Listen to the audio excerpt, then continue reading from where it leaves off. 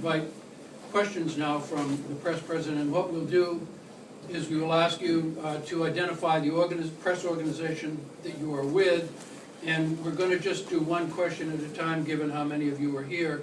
If there's time beyond that, we'll go to follow-up. So one question at a time, if you will, please. And are there any questions? Rob Poindexter, WABI, real quick. Just curious if you guys have any intention of, or if there's any plans to actually hit that 55% funding mandate? Can you repeat the question? The 55% funding for public schools, is that also is that something you guys are working towards?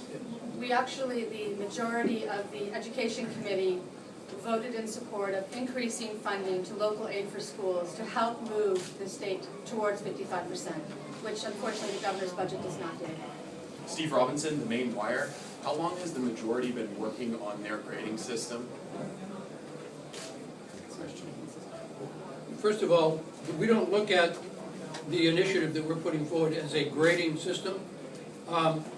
We consider it quite ironic, actually, that in this state, we have moved towards a proficiency-based system of learning for our students in K through 12, which the results are not measured in a grade A through F, rather than measured whether or not one is proficient in learning what's being taught. And we think that more of a proficiency-based, How long has the plan been performance-based, developed? one question, okay? More of a performance-based system is what's more appropriate for the state of Maine at this time. Mr. And how Cousins. long have you been in, how long has this been Mr. in the Cousins, I works? said one question, okay? Mr. You Cousins. didn't answer my first question. My first question I is how answered long it has the majority been satisfactorily, working? Mr. Cousins. Chris Cousins, BDN. Just curious when you plan to roll this out. As you know, the governor is talking about new grades for high schools this fall. Will your grading system be out there before then? And if it's not grades, what's it going to be that we look at to tell how our schools are doing? Well, we have a draft of the legislation right now that we're continuing to work on, but I would stress that the intent of this bill is to actually put a process in place that is respectful of the stakeholders in our education system, which was not done by this administration. We hope to be able to put together a stakeholder group that will work on a performance review system that will follow some of the guidelines that we have set out in this legislation, and hopefully have a bill before the legislature next session. Caroline Cornish with WCSH. Could you identify yourself, please? I just did. I'm sorry. Could you repeat it for this person? That's exactly what I said. Caroline Cornish, WCSH and WLBZ. You have a lot of factors in here that you want to put as part of this system. How do you determine how those factors are weighted? I mean, one of the things we hear from the governor's office is A through F is very simple for people to see. This is where each school stands. It sort of follows up a little bit on Chris's. How are each of these things going to be weighted, and if the schools are going to be proficient, non-proficient, where they are on that scale? Well, as the senator said, we plan to put together a stakeholder group that will look at the various components of a system that would be used to assess schools, and the weighting will come forward out of that stakeholder group. So we don't have a preconceived notion. We know what we want we know in general what we want schools to be teaching, but we want to go forward looking at what teachers, administrators, parents, children, other stakeholders in the process see as the total offering that we need to be doing for a 21st century education. We'll build that process with this stakeholder group and come back with a bill that will represent that. Jay Field, MPBN. Hi. The governor mentioned in his State of the State that he was considering a grading system. What I'm wondering is if this is a clash of ideas, with the governor having his ideas about what we need to do with public education, the Democrats having theirs, why are we only hearing a more coordinated communication strategy from you now about these education issues, that, a week after he had a big rollout? We have had concern in this caucus about what the governor had stated on the grading system, and in fact requested numerous times for the commissioner to come to the Education Committee and explain to us what that system was. and he did not respond for a significant period of time. Eventually, only several weeks ago, did he agree to come before us, and then it was a very macro, high-level explanation. There was no detail in the modeling nor the process, and we only received the information the same day the public did. So I would say that that's probably a question that's better asked of the administration.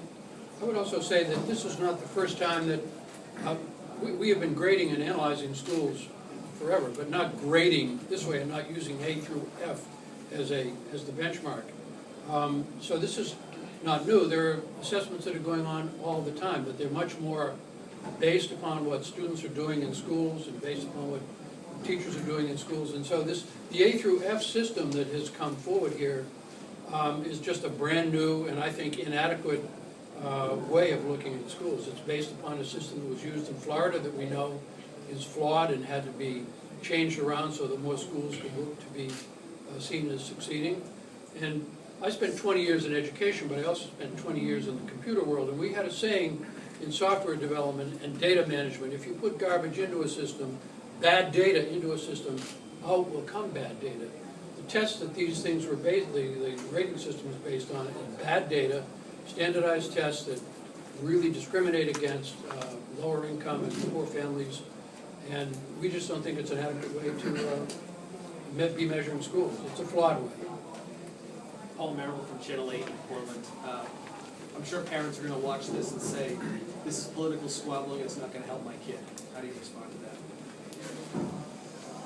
I don't feel this is squabbling at all. I think this has become a very high-stakes game.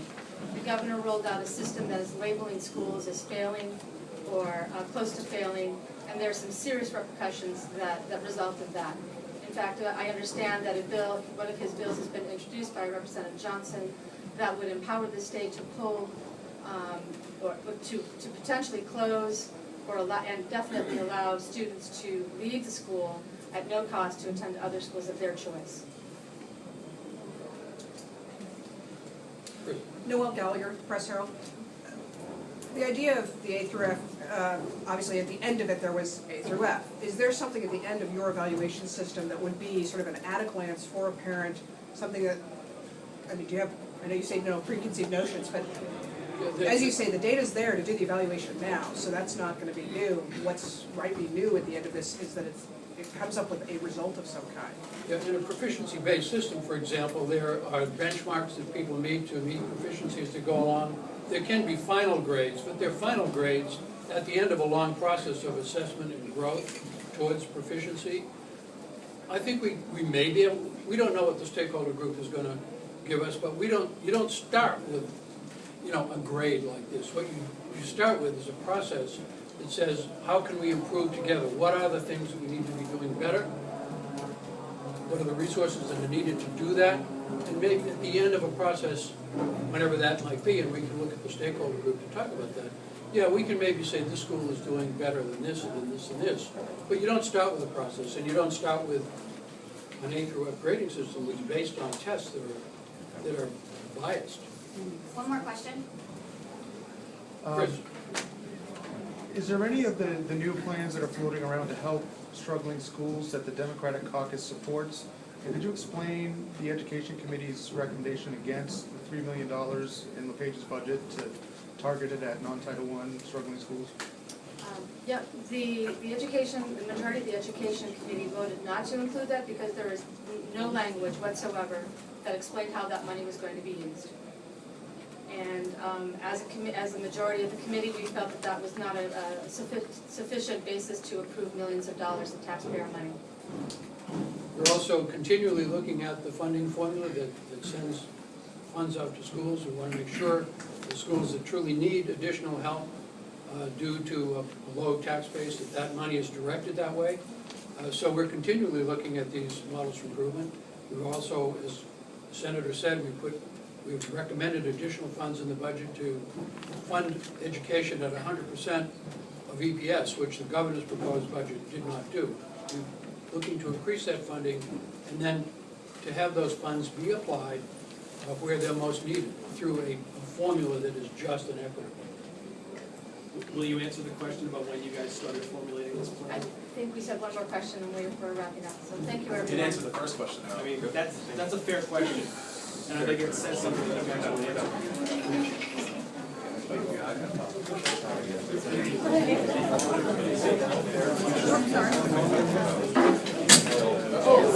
I would save you forever.